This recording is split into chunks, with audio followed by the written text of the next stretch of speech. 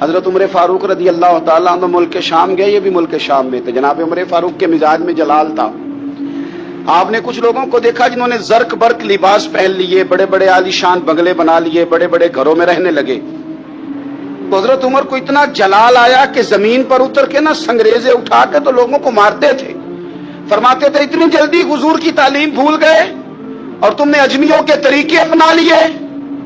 اتنی تکلیف کے ساتھ حضرت عمر گفتگو کرتے، لیکن حضرت ابو عبیدہ سے ملتے تو فرماتے یار تھوڑی روٹی بھی کھایا کر، کبھی تو بھی کپڑے بدل لیا کر۔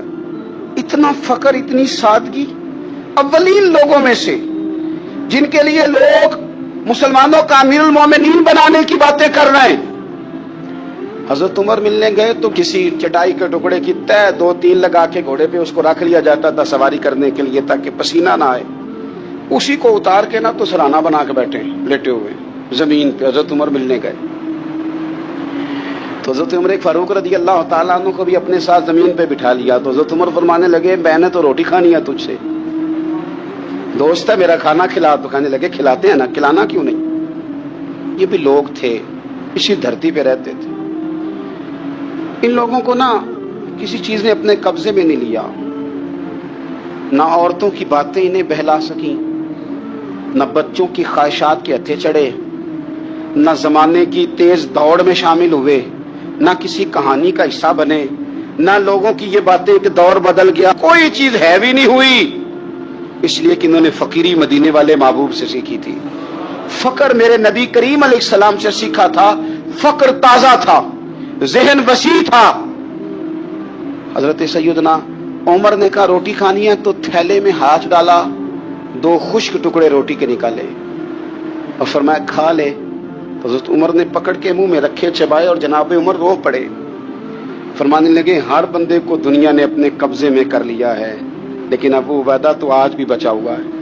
دنیا تجھے اپنے جال میں پھنسا نہیں سکی، تو قابو نہیں آیا، تو آج بھی اپنی جگہ پہ قائم ہے۔ تو وہیں کھڑا ہے جہاں مدینے والے محبوب نے ہمیں کھڑا کیا، تو وہیں کھڑا ہے یار۔ اتنے حسین آدمی، اتنا بڑا نام، اتنا بڑا قد، اتنا بڑا کردار، اتنا بڑا حسن، ہزاروں کی فوج کے سپہ سالار ہیں۔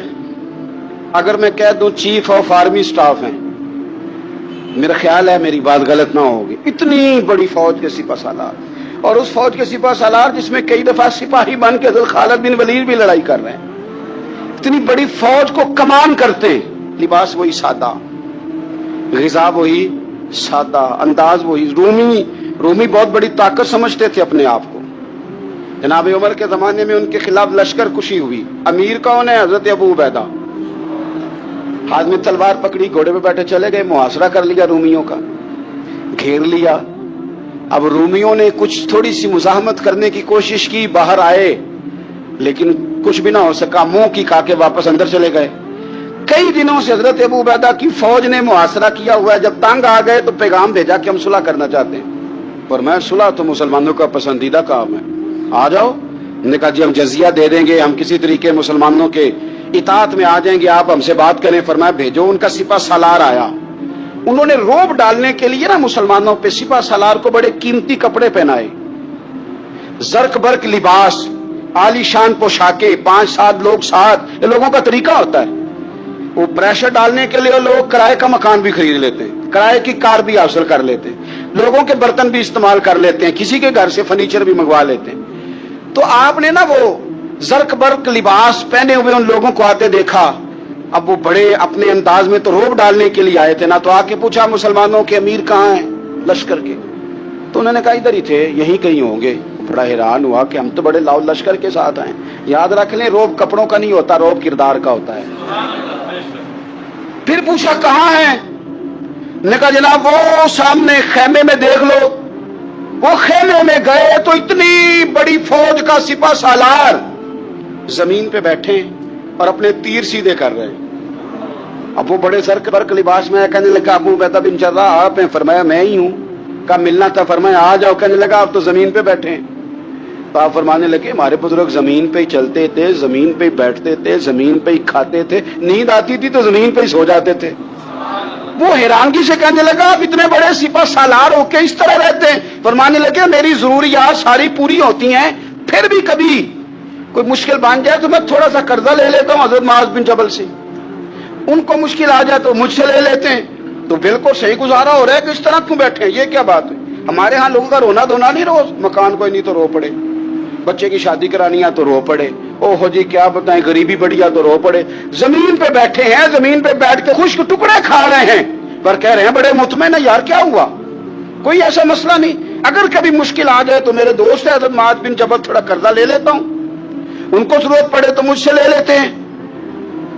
رومی صلح بھی کر گئے، بات بھی کر گئے، پر جہاں جہاں گئے نا حضرت ابو عبیدہ بن جراح کا فقر بھی بیان کرتے گئے، وہ فقر بھی، سابقون الاولون میں سے چمکتے ہوئے ستارے حضرت ابو عبیدہ بن جراح رضی اللہ تعالی، حضرت ابو عبیدہ بن جراح رضی اللہ تعالیٰ عنہ ان قرون اولا کے لوگوں میں سے جنہوں نے بالکل ابتدا میں حضور کے دست اقدس پر کلمہ پڑھ لیا تھا، بالکل شروع میں دار ارقم کے دنوں میں، شاید اس سے بھی قبل حضرت صدیق اکبر رضی اللہ تعالیٰ عنہ کی دعوت پر یہ مسلمان ہو گئے، بالکل شروع کے لوگ ہیں، وہ جو 10 لوگ جنہیں حضور نے جنت کی بشارت دی، عشرہ مبشرہ، ان میں نام ہے حضرت ابو عبیدہ بن جراح کا۔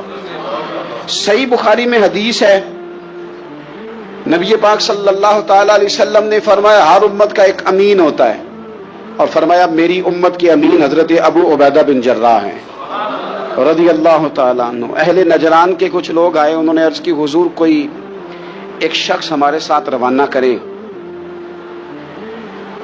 اور بندہ کوئی امانت دار ہو، امین ہو، تو حضور مسکرائے، فرمایا میں تمہیں ایسا امانت دار دیتا ہوں کہ وہ اس طرح کا امانت دار ہے جس طرح کا کسی کو امانت دار ہونا چاہیے، ختم ہو جاتی ہیں اس سے آگے پیچھے یہ ساری تعریفیں۔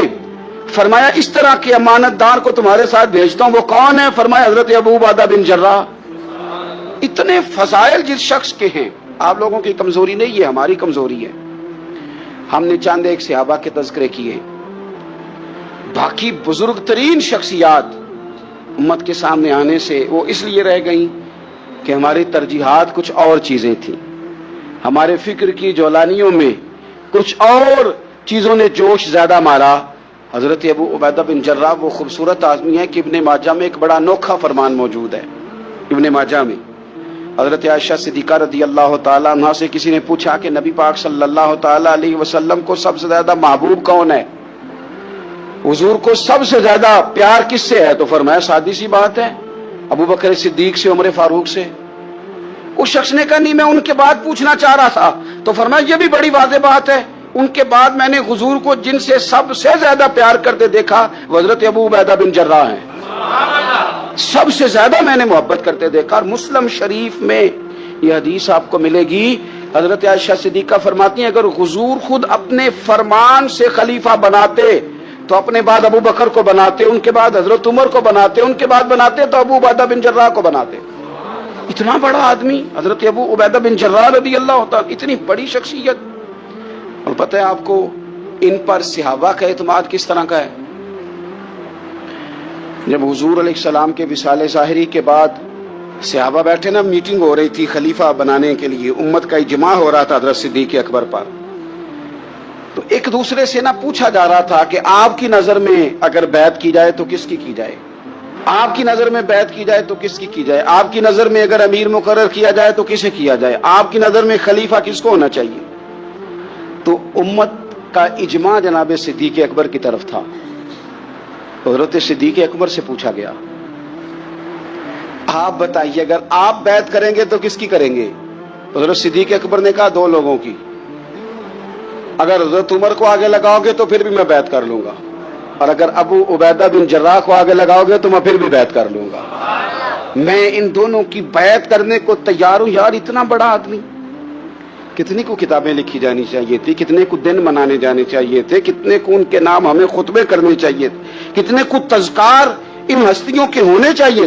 حضرت عمر فاروق رضی اللہ تعالیٰ عنہ کا وصال ہو رہا ہے، کیونکہ جناب ابو عبیدہ بن جراح رضی اللہ تعالیٰ عنہ پہلے وصال فرما گئے تھے، تو جناب عمر فاروق رضی اللہ تعالیٰ عنہ کا وصال ہو رہا ہے۔ کسی نے کہا کسی کو خلیفہ نامزد کر دیں، فرمایا 6 لوگوں کی میں نے کمیٹی بنا لی ہے، کسی کو بنا لینا۔ ہاں اگر آج ابو عبیدہ بن جراح ہوتے تو پھر میں کمیٹی نہ بناتا، پھر میں ان کو امیر بناتا، اور اگر رب مجھ سے پوچھتا کہ عمر کس کو امیر بنا کے آئے ہو، تو میں کہتا اے اللہ جسے تیرے نبی کریم نے امین فرمایا تھا، انہیں میں امیر بنا آیا ہوں۔ اتنے بڑی شخصیات، اتنے بڑے نام، اتنا بڑا مرتبہ۔ اور پھر 2 ہجرتیں کی حضرت ابو عبیدہ نے، حبشہ بھی گئے، مدینہ بھی آئے، ہر جہاد میں شامل ہوئے، اور عشق کے امتحان دینے کی باری آئے تو سب سے پہلے دیے۔ زرہ کی 2 کڑیاں ٹوٹ کے احد کے میدان میں حضور کے رخساروں میں پیوست ہو گئی تھی۔ دوڑ کے آئے حضرت ابو عبیدہ، اور ایک کڑی اتاری، اپنے دانت سے زور سے کھینچی تو ایک دانت ٹوٹ گیا، پھر دوسری کڑی زور سے نکالی حضور کے رخسار نور سے تو دوسرا دانت ٹوٹ گیا، لیکن حضور کی تکلیف برداشت نہیں کر سکے۔ عجیب امتحان لیا ان کی محبت نے بھی، عجیب امتحان لیا۔ اعظم بلا سے اپنی وہ ہستی ہی کیوں نہ ہو، جو چیز اس کی راہ میں حائل ہو پھونک دو۔ عجیب امتحان لیا۔ احد کے میدان میں ان کے والد ان کے مقابلے میں آ گئے تھے۔ یہاں تو مقابلہ ہوتا ہے نا دولت اور دین کا، تو لوگ کمزوری دکھا جاتے ہیں، وطن اور دین کا تو لوگ کمزوری دکھا جاتے ہیں۔ یہاں تو مقابلہ ہوتا ہے نا ہمارا اپنے نفس کی خواہشات اور دین کا، تو غلبہ کچھ اور چیزیں لے جاتی ہیں، لیکن سامنے باپ ہے اور اس طرف دین ہے، حضور کی محبت ہے، نبی پاک کی غلامی ہے، مقابلہ ہو رہا ہے، قبول کس کو کرنا ہے؟ حضرت ابو عبیدہ نے پھر فیصلہ کیا، میدان احد میں تلوار اٹھائی اور باپ کی گردن کاٹ کے پھینک کے لوگوں کو بتایا کہ کائنات میں ہم سب سے بڑھ کے پیار کرتے ہیں تو مدینے والے محبوب سے کرتے ہیں۔ اتار دی گردن باپ کی۔ حضرت ابو عبیدہ بن جراح رضی اللہ تعالیٰ عنہ نے اس طرح قربانیاں پیش کی۔ میدان کے آدمی تھے، میدان میں رہے، ساری زندگی میدان میں رہے، لشکروں کی قیادت کی ساری زندگی۔ حضرت ابوبکر صدیق رضی اللہ تعالیٰ عنہ نے ان کو جہاد کے لیے بھیج دیا تھا۔ حضرت عمر کا بڑا اعتماد رہا۔ دوستی کس سے تھی؟ حضرت معاذ بن جبل سے۔ گہرے دوست کون تھے؟ حضرت خالد بن ولید۔ ان لوگوں سے گہری دوستی تھی۔ سادہ بود و باشت، سادہ کھانا، سادہ اٹھنا بیٹھنا، سادہ مزاج۔ حضرت ابو عبیدہ بن جراح رضی اللہ تعالیٰ عنہ نا اپنے گھر میں بیٹھ کے رو رہے تھے، روتے جا رہے تھے۔ تو کسی نے کہا کیوں رو رہے ہیں؟ مسند امام احمد بن حنبل میں موجود ہے۔ فرمانے لگے نبی پاک علیہ السلام نے مجھے ایک دن کہا تھا کہ فتح ہو جائے گی، بڑے بڑے علاقے فتح ہوں گے تو اپنے آپ کو سنبھال کے رکھنا۔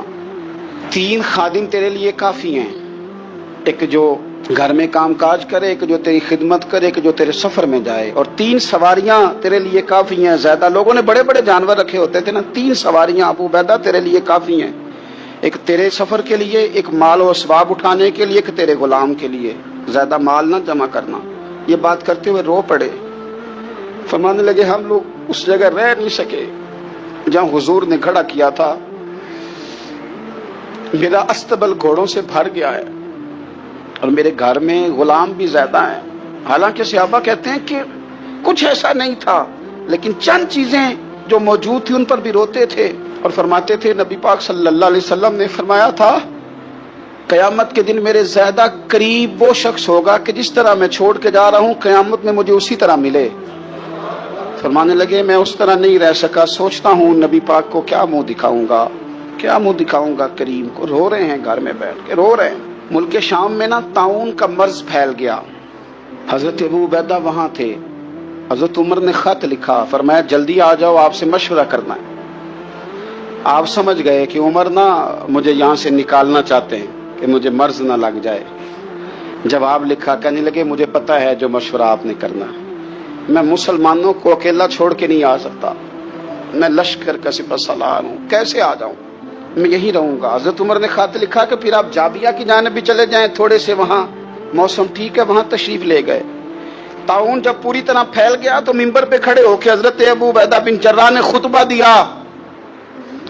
فرمانے لگے اس مرض سے گھبرانا نہ، تم سے بہت پہلے جو صالح لوگ تھے، نیک لوگ تھے، وہ اس مرض کی وجہ سے وصال کر گئے، یہ نیک لوگوں کی موت کا سبب بنا ہے، لوگوں گھبرانا نہ۔ فرمایا کرتے تھے میں تو دعا کرتا ہوں مجھے بھی خدا کی رحمت سے حصہ ملے۔ آپ جمعے کی نماز مسجد اقصی میں پڑھنے جا رہے تھے تو رستے میں طاعون کا حملہ ہوا، وصال ہوا طاعون کے مرض سے۔ عشرہ مبشرہ صحابی، امین امت، 58 سال عمر، جنازہ حضرت معاذ ابن جبل نے پڑھایا اور فرمانے لگے لوگوں پتہ ہے تمہیں آج کون گیا ہے؟ آج وہ گئے ہیں جنہیں حضور نے امین امت کہا تھا، آج وہ ہستی اٹھ گئی جنہیں نبی کریم علیہ السلام نے امین امت فرمایا تھا۔ حضرت معاذ ابن جبل نے جنازہ پڑھایا تو کچھ دنوں میں حضرت معاذ ابن جبل بھی طاعون کے مرض سے وصال کر گئے، ان پر بھی یہ حملہ ہوا۔ ملک شام میں حضرت ابو عبیدہ بن جراح کا مزار پر انوار ہے، حضور سے فقر سیکھا، زندگی فقیری میں گزاری۔ ان لوگوں نے کسی مقام پہ